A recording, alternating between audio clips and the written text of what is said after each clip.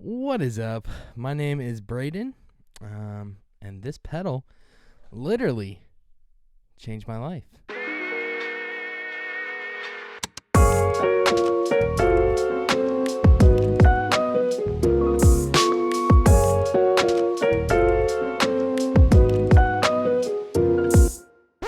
What's up, guys? Welcome to another episode of Monday with Bray. If you hear that little pad, that is thank you to the Aerospace Audio Atmosphere. Today, I was thinking that we could do a different style video. It might not be for everybody, but it's just kind of what's on my heart recently. And I've seen that there are a lot of new folks around, subscribers and viewers. So what is up? So I thought I would just introduce myself again and give you a little bit of background information of who I am and why I do what I do. So I am a bass player. That is what I call myself. That is what my friends call me, all that stuff. And that's what I have been. I started in 2013. On November 29th, I bought my very first bass. It was a Squier Affinity Series PJ, black finish with a black pickguard. Very, very sleek. I didn't really know what to do with myself. I wanted to start playing bass because the bass player in my youth group at church was graduating, and I don't know, I just felt called to pick it up, and I had never really stuck with anything in my life. I was like a quitter almost, just never really stuck with anything. So my parents were like, is that really something that you want to do? And I was like, yeah, I think I do. So I picked one up just right after my birthday, went to my local music shop, picked up that first bass, and kind of the rest is history. And this is kind of like a slow, gradual journey. I get a lot of people that ask me all the time how I have all this gear. I must be rich and loaded to have all this gear and stuff like that. But that's far from the truth. I'll tell you that right now. I'll let you look at my bank. No, I'm just playing. But, dude, a lot of years of buy, sell, trade, whatever you can to just level up into the next thing. I kind of have like a little timeline here. So November 29th, 2013, bought my first bass.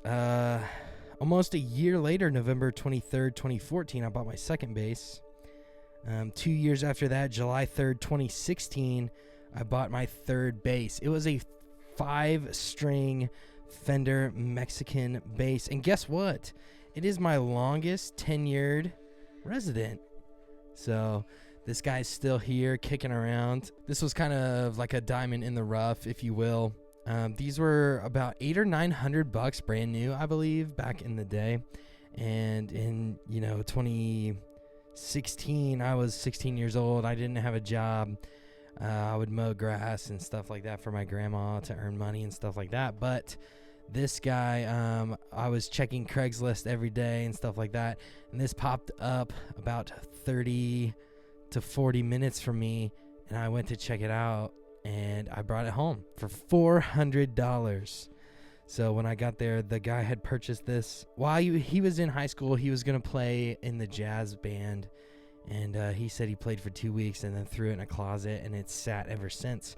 When I got to it, there was still plastic on the pick guard, still had the control labels on there and stuff like that. And I don't know. I just really appreciate this instrument right here and all that it's done for me. So I had been playing at my church and buying pedals that I didn't really know what to do with. I didn't know exactly how they worked and all that stuff.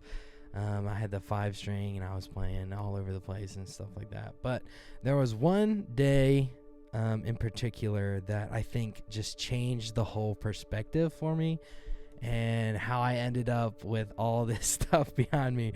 But that was in September 27th, 2017. I was with some friends at CLC Christian Life Center just outside of Dayton, Ohio. And there was a concert that was going on that night. And is this little underground Christian artist. Her name was Carrie Job. And the deal was you got into the show for free. And then you had to help break down their whole production afterwards and load it into the truck and all that. So I was there with my friends, and that's what we were doing. We were enjoying the show, and then we were going to break down after. After the set, I got to actually meet Carrie's bass player for that tour. It was the Garden tour, and I believe his name was Chad Carruthers. And Chad was just an awesome, super cool dude. He had just a crazy tone the whole set, and I was just like enamored by his bass tone and playing. I was like, oh my gosh, this dude knows what's up. So afterwards, like I said, I got to go talk to him. His rig was a Helix, just a full-size Helix, and he was running his bass through that. He had a jazz bass, P bass, and then a Jack Cassidy signature Epiphone.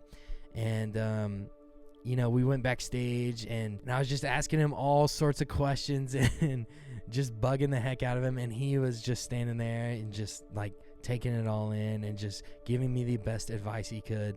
And I'm super grateful, super thankful for that. I remember I had my phone out, just taking down everything he was saying, basically. Here's us right here. But I remember the first pedal that he recommended. I was asking him, what he used pedals for and like all this stuff. I remember the very first pedal he recommended was the Visual Sound VS XO Dual Overdrive. This guy is a tube screamer and a Noble style drive 2-in-1. And I remember here's the picture of his. And I just remember like, oh my gosh, like this dude is so cool. He's like out here on tour and all this stuff. I want to be just like him when I grow up and all that stuff. And he gave me all this gear to check out, and I did. And that's when I kind of fell down the rabbit hole and just totally 100% went for the bass playing thing. So after that night, things slowly but surely, start to come. December 20th, 2017, I got a new bass for Christmas. It was a Fiesta Red road worn P bass. I love that thing. Those are awesome basses. And then we're slowly but surely, we make our way to January 27th, 2019. This is my first official board. This is my first bass board, where I kind of knew what I was doing, not really. And through all this stuff together, I had been buying pedals through that time, through 2018 and all that stuff. It was awesome, you know what I mean? March 21st, 2019, I bought my first guitar. July 26th, the P-Bass wasn't doing it for me anymore, so I sold that guy. And then we picked up a Flea Signature Shell Pink Jazz Bass in the Road Worn series. Awesome bass. Honestly, I wish I never sold that one. I wish I still had that in the collection. Honestly, I would be down to be getting another one, but that's kind of, I don't miss it like a ton because I got this guy, which kind of scratches that itch, the Glory Guitars Cornerstone bass. But I love that Flea Signature. And here is where things start to pick up. So like I said, March 21st, bought a brand new guitar, my first electric guitar. February 21st, 2020, new board. September 20th, new bass. That was the Flea. October 17th, 2020, new bass. November 9th, 2020, my first vintage gear purchase. Here it is, the Big Muff right here. This is a 1978 Big Muff. I believe it's V3, but there she is right there. Next comes February 24th, 2021. Kind of an awesome story. I got a bonus check from work, and I wanted a new electric. I had sold my pink Telly, which was the first electric that I bought. I had been looking at what to get. I was looking at a couple PRS guitars. I ended up buying a custom 24 10 top. Then that night, a guitar that I had been lusting after just popped up on Reverb. So the PRS got to my house, within a couple days. I opened the box, made sure everything was all right, packed it back up. I had listed on Reverb the day before, and it sold that night. And I shipped it out the next morning, waited for that cash to hit my bank account once again. And then we got the Novo Ceres J. This is an awesome guitar, and I am so blessed and thankful to have this in the collection. But then, you know, we keep trucking along. I'm buying pedals and selling stuff at this point. March 2021, we have a new guitar board, and you know, the rest is history, man. I've been selling and trading pedals for ever now, and I'm just, you know, feeling super grateful, super thankful to have all this stuff in my collection. And this isn't to I didn't make this video to be like, oh guys, check out all this stuff I have. I'm hoping that this just inspires the next generation to pick up the guitar or bass. So basically all of that, whatever you want to call it, to come back to this guy. So Chad, this was the first pedal he recommended, and I never ended up picking one up. I can't tell you why. I don't know if I was just, you know, going after other pedals that he had put on the list or whatever, but I never did. And so this past weekend, there was one that popped up on Reverb, and I was like, you know, that's like the pedal that started it all for me. So I picked this up. I played a little event this past weekend, and I threw this on the baseboard, and let me tell you guys, I should have got this sooner. This pedal is so good on bass.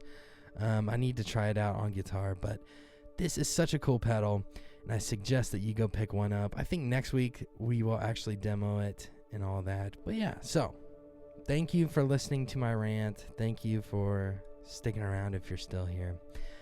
I love you guys. I appreciate you guys so much, and I'm just super thankful to be in this position. And yeah, I guess that's it. So I've been Braden. This has been a sappy story with the Visual Sound VSXL, and you just watched Monday with Bray. We will see you next week. Peace.